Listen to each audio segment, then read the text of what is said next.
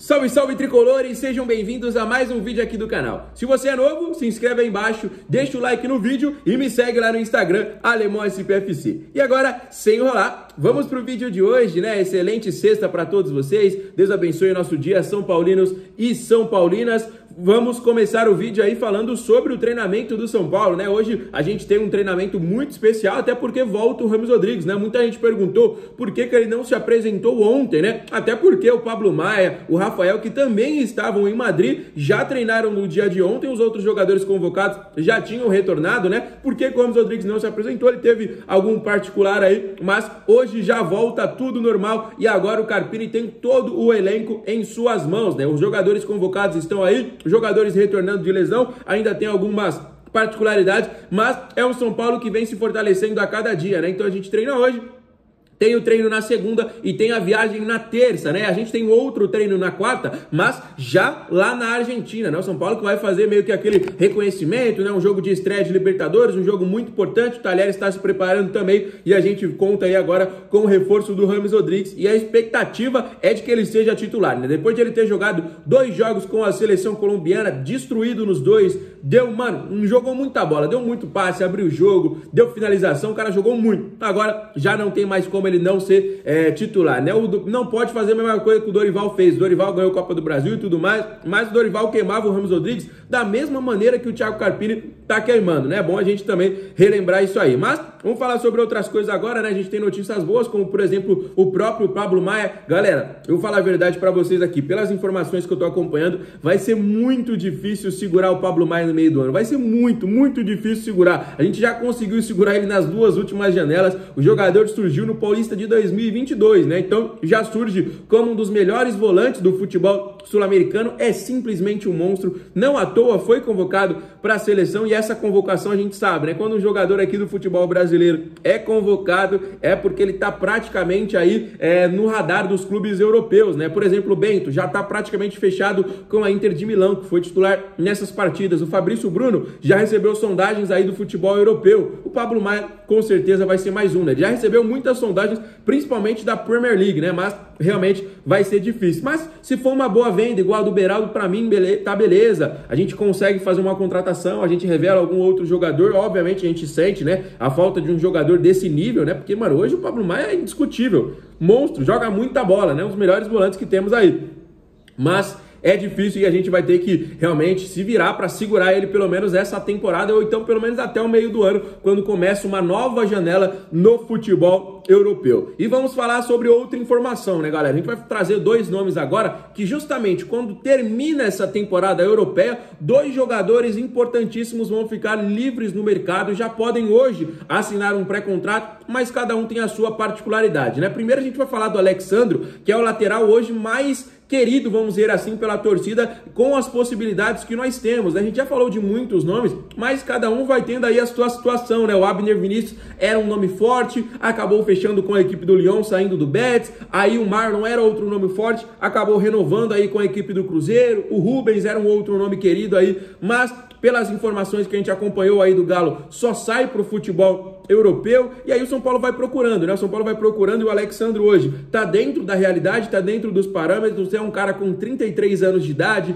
que tá terminando o seu contrato e não vai ficar na equipe da Juve, tá dando uma prioridade para permanecer no futebol europeu, mas até agora aí não acertou o seu futuro, né, galera? Não acertou aí a sua situação, e o São Paulo segue aí fazendo aquela força-tarefa que a gente falou para vocês nos últimos vídeos aí, e o São Paulo segue com essas tratativas. A gente tem uma expectativa muito boa, né? Até porque seria um baita de um reforço, seria o cara que chegaria para tomar conta da posição, né? Um ano de Libertadores, um ano tão importante pra gente, chegaria um cara para falar assim, ó, essa posição é minha e acabou. Então, chegaria com certeza como um baita de um jogador e a gente aguarda, né? A gente vai aguardando diariamente, trazendo as informações aqui para vocês, mas é um nome forte hoje sim, mesmo com essa preferência dele permanecer na Europa, já é um jogador que tá caminhando aí para os seus 34 anos de idade, né? Então, já vai começando aí pensar sim em uma volta ao futebol brasileiro. Então, deixa aí nos comentários sua opinião sobre o Alexandro. E agora, galera, a gente vai falar sobre o meio atacante argentino que tem gol, inclusive, na última partida, né,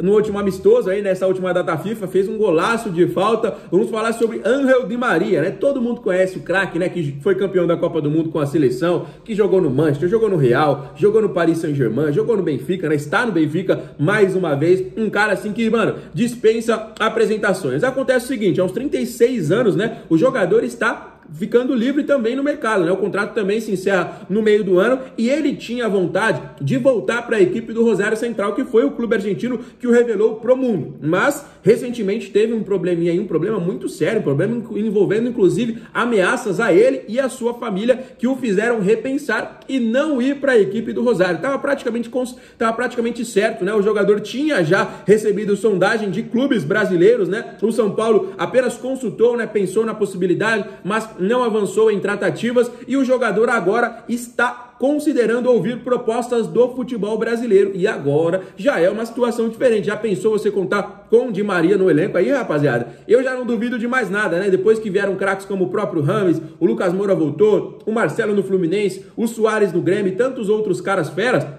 o Di Maria aos 36 anos não seria nenhuma, nossa, um jogador assim, né, que realmente surpreenderia todo mundo. Obviamente o nível dele é altíssimo, né? Não à toa o cara fez gol numa Copa do Mundo há menos de 2 anos atrás. O cara fez um golaço de falta na última data FIFA aí e joga no Benfica hoje, né? O Benfica, mano, tem que respeitar muito, é uma equipe de muita tradição no futebol europeu e um dos maiores vencedores do futebol português, né? Então o cara titular, camisa 11 por lá, ainda tá em alto nível, né? Mesmo com a idade avançada. Então teve esse probleminha sim, um problema muito sério envolvendo sua família, envolvendo o governo, envolvendo milícias de lá. É um problema realmente muito grave que o jogador não está mais com vontade, nem ele, nem a sua família, com vontade de atuar pela equipe do Rosário e está considerando jogar a Libertadores por uma equipe do futebol brasileiro. Ele vai ainda cumprir o seu contrato com a equipe do Benfica, vai terminar a temporada e depois já vai aí decidir o seu destino, mas obviamente já tem que começar o planejamento de agora, né? Porque a gente vai começar o mês de abril e em junho, né? Acho que junho, julho, já termina a temporada europeia, né? Então tem cerca de 2 meses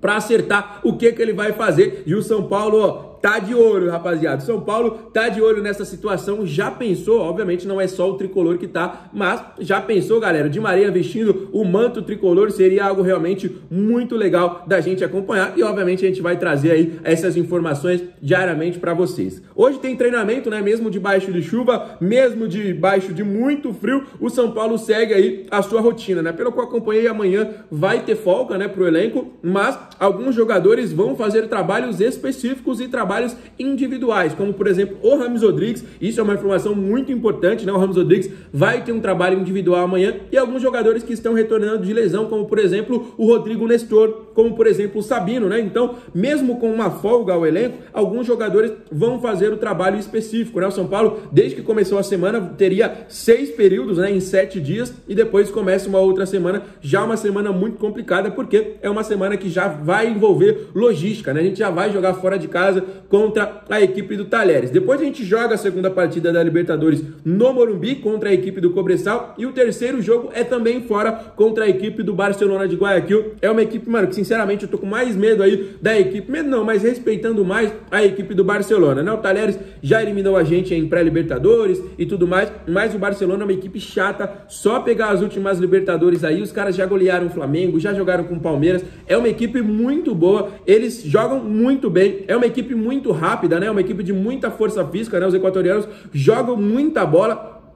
Então, é uma equipe pra gente tomar cuidado. Eles têm que tomar cuidado com a gente, todos os três, rapaziada. Tem que tomar muito cuidado com o São Paulo, que tem uma equipe muito boa também. Mas a gente precisa ter um caminho, vamos dizer assim, ajustado, né? Porque a gente tem um elenco bom. Se a gente for pegar nome a nome, posição por posição, a gente tem um time forte. A gente tem um time muito competitivo que dá sim pra brigar. Por exemplo, ano passado, quem foi campeão? Fluminense. Vocês acham, sinceramente, que aquele elenco do Fluminense era mais forte do que o São Paulo hoje? Sinceramente, acho que não. Tinha bons jogadores, obviamente. Germán Cano, um baita de um centroavante. John Kennedy, muito iluminado. Paulo Henrique Ganso. Tem sim bons jogadores. Mas falar que o elenco do Fluminense é melhor que o do São Paulo de hoje, eu sinceramente não é clubismo. Mano, quem me acompanha sabe que eu não sou clubista. Mas eu acho que o elenco do São Paulo bate de frente aí. A gente sabe, por exemplo, que ano passado a gente eliminou um Corinthians, eliminou um Flamengo, esse ano a gente ganhou do Palmeiras, que em tese são equipes fortes, né? São equipes mais fortes aqui do futebol brasileiro. Então, obviamente, Libertadores, o clima é totalmente diferente, é outra situação. Libertadores é um patamar acima, né? Obviamente, mesmo a gente enfrentando essas equipes de menor expressão, ou até as equipes aqui do futebol brasileiro,